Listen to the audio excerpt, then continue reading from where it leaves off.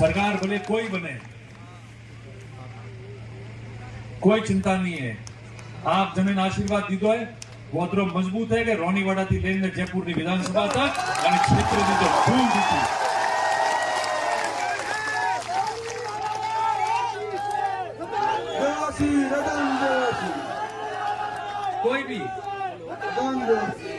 कोई भी क्षेत्र की समस्या हो, क्षेत्र की मांग हो, तकलीफ है, व्यक्ति री है, क्षेत्र री है, समाज री है, कोई व्यक्ति, कोई अधिकारी कोई गड़बड़ करे, कोई बात करे तो रानीवाड़ा थी लेने जयपुर विधानसभा होगी एड़ी हलावाइयों ने नमा करियो कि बड़ा ताकत दिखाई कि रानीवाड़ा री कोई आवाज विधानसभा में गूंजी है।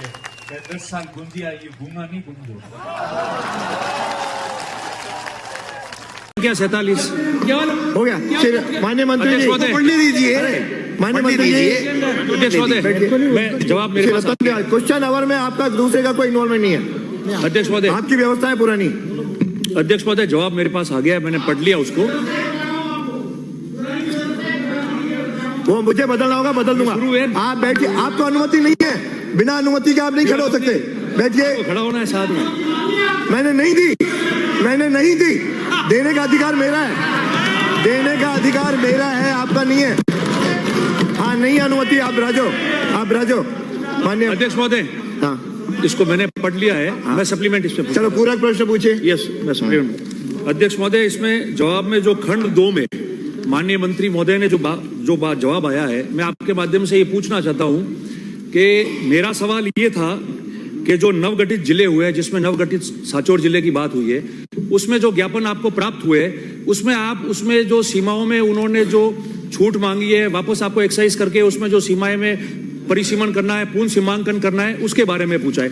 आपने जवाब में लिख दिया, ये बात ठीक है कि 6 अक्टूबर को और 7 अक्टूबर को, 4 अक्टूबर को जो 2023 को माननीय मंत्री जी राजस्व मंत्री को अधिकृत किया था सरकार ने, उसमें उन्होंने 6 अक्टूबर और 7 अक्टूबर को आंशिक परिवर्तन कर दिया। शेष ज्ञापन को हमने अध्यक्ष उच्च स्तरीय समिति को भेज दिया और उसके पश्चात आपने ये लिख दिया कि 18 तारीख को आपकी सरकार का गठन होने के पश्चात 18 दिसंबर 2023 को हमने उच्च स्तरीय समिति को जो है वो भंग कर दिया, खत्म कर दिया। तो जो ज्ञापन आपने मुझे जवाब दिया कि हमने ज्ञापन उच्च स्तरीय समिति को भेज दिया है और उस समिति को आपने खत्म कर दिया है, तो उस ज्ञापन की सब मेरे 3 प्रश्न इसमें है। 3 प्रश्न मेरे ये, पहली बात तो जो ज्ञापन आपने उच्च स्तरीय समिति को भेजा है और समिति को भंग कर दिया है, तो उसका स्टेटस क्या रहेगा? 1।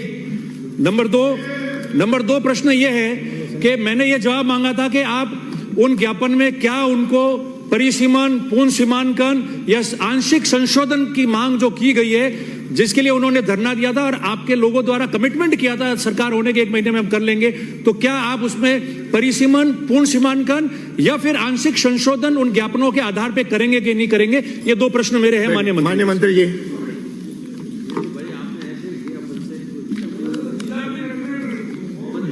जो ये कमेटी है जिसको भंग कर दिया गया था और जो ज्ञापन और ये सब आए थे, अब ये कमेटी दिनांक 18/12/2023 उच्च स्तरीय कमेटी को समाप्त किया जा चुका है। आने वाले समय में माननीय मंत्री जी ये पूछना चाह रहे हैं उस ज्ञापन का अब क्या होगा, ये पूछ रहे हैं। इसका उत्तर दे दीजिए, ज्ञापन का क्या होगा और क्या आप करना चाहते हो कि नहीं? माननीय अध्यक्ष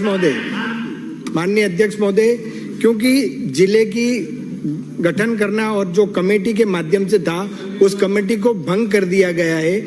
आने वाले समय में उस कमेटी का गठन करके इस बारे में विचार और विमर्श किया जाएगा। ये बैठिए। अगला प्रश्न श्री राम निवास गावड़िया। प्रश्न संख्या 48।